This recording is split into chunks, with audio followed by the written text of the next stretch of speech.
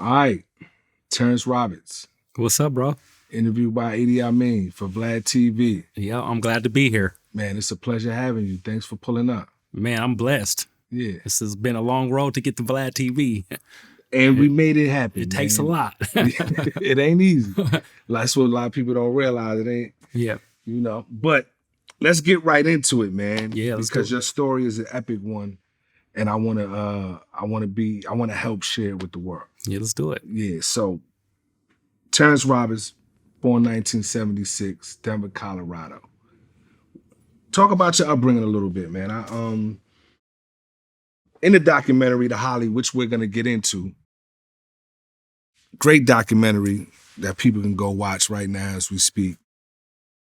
Your father is on there pretty prominently throughout.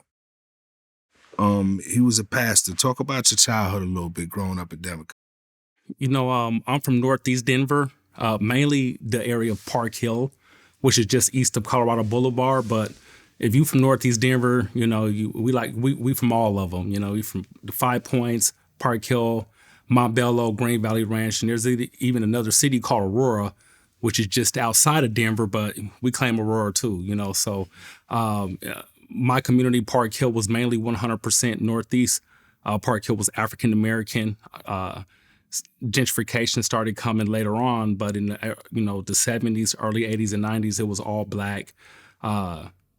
Great place to grow up till around the mid 80s. We had local gangs, the BOYZs, Brick Cities. They're more like organizations, they say, but they were young, doing their thing, thugging or whatever, but looking out for us. I played football, basketball.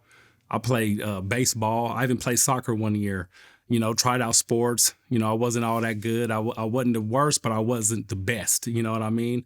But when, Bloods and Crips, NWA, gangsta rap, Denver's more of a West Coast style city. So when West Coast music started coming, man, we already had like Bloods and Crips. First, it was Crips that came into Northeast Denver in the 5 Points, the East Side Denver Crips.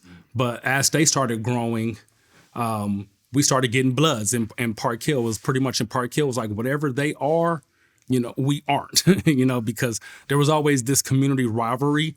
We call it crossing the boulevard. So there's Colorado Boulevard that kind of separates what we call the East Side, which is near downtown.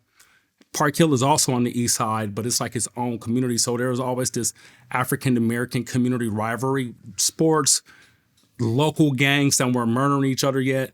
But as they started cripping, eventually in the mid 80s, late 80s, early 90s, we became Bloods.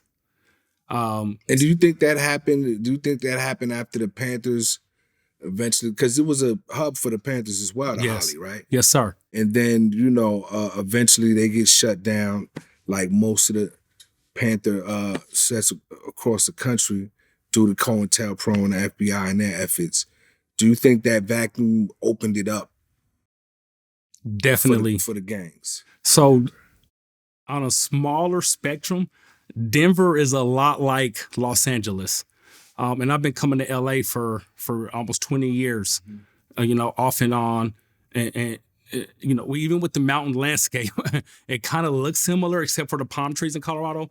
But the gang structure. Definitely a West Coast city. It's definitely a West Coast style city. And when we lost that type of leadership, you seen it in Denver because, you got the same type of black pride, of the same type of anger, trauma, drama. We listen to the same music, Chuck Taylor's khaki pants, lowriders, tattoos. So, it's very similar type of culture, but we glean our culture definitely off of Los Angeles. And Denver, we're proud to say that. We're proud to say, no, we've been rocking with LA since anybody else even thought about wanting to be Bloods and Crips or just that West Coast style. People in Denver really loved it, have always been coming. So when I was growing up, you asked me earlier, so my dad lived in the Bay Area growing up. My dad actually moved to Oakland.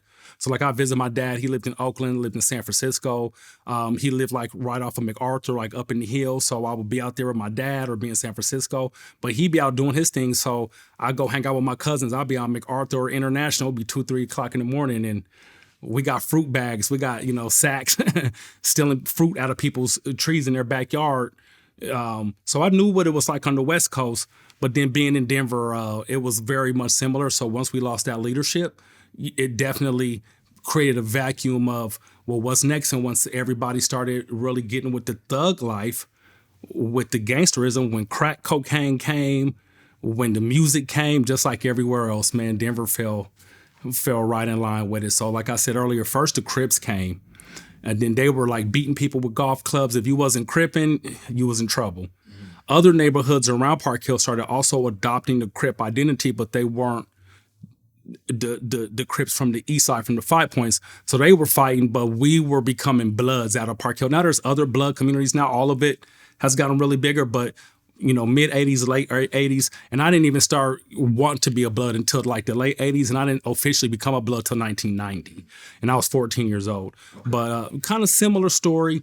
But Denver is much smaller just because it's a much smaller place and it's 1,000 miles away. But everything LA did, we try to make sure that we stay lockstep with it.